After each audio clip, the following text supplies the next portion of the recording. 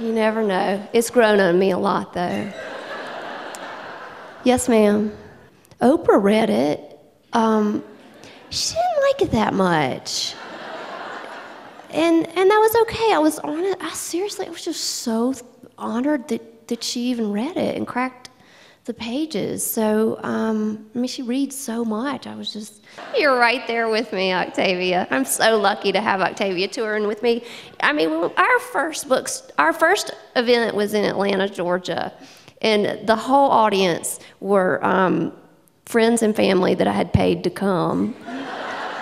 Our next city was Birmingham, and a man on the front row fell asleep. We've gotten better, though, haven't we?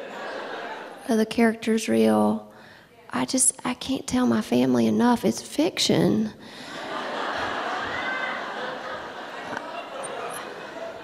The real answer to that is, I loosely based Aibileen on Dimitri and her voice and her sense of humor that was so quiet and clever.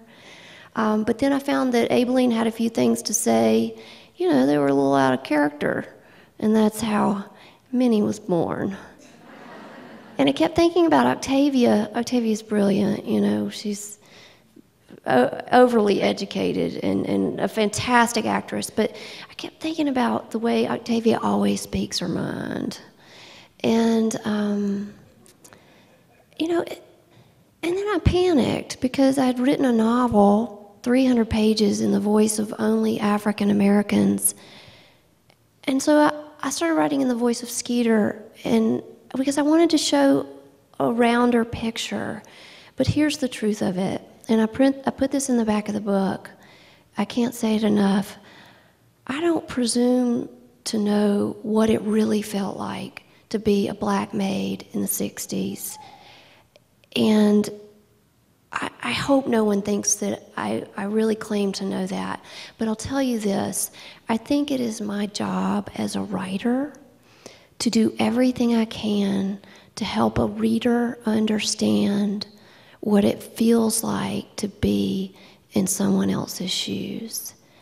And that's what I was trying to accomplish. Thank you.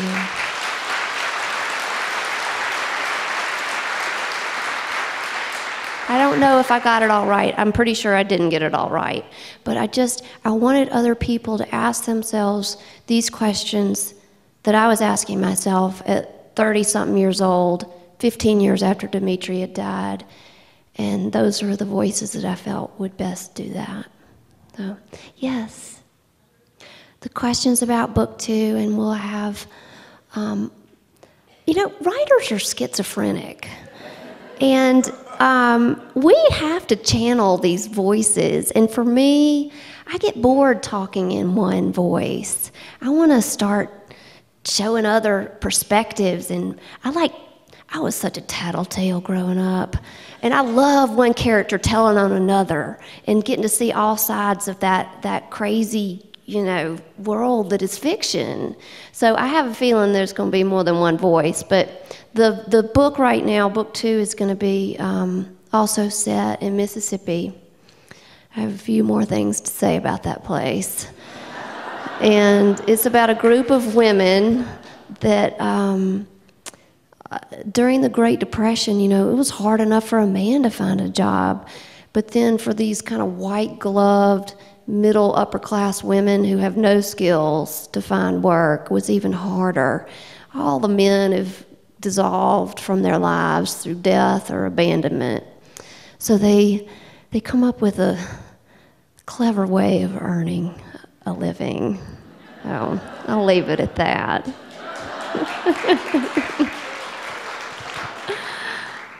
Yeah.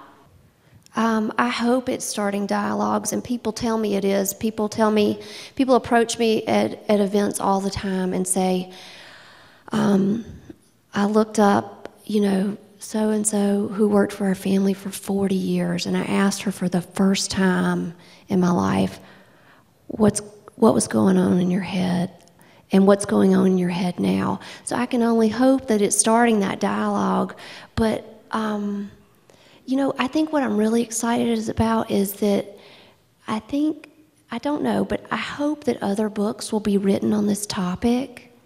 And I know there are books that exist, but I'm just really looking forward to other people showing other perspectives, to an African American writing this story, to, maybe the little girl who was raised by a black woman writing this story.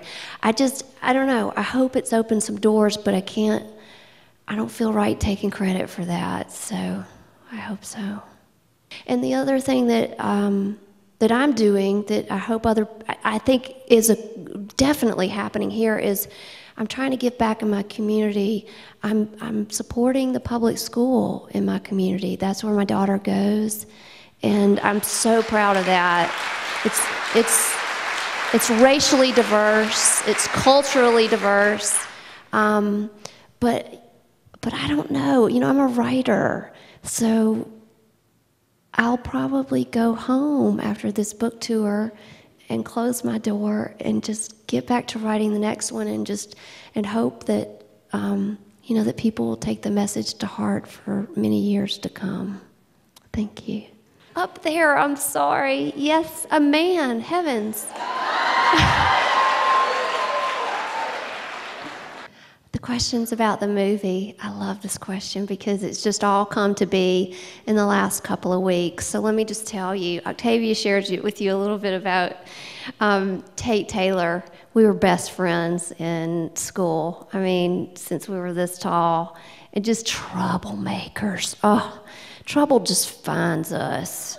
And had a ball growing up. His parents were divorced, my parents were divorced.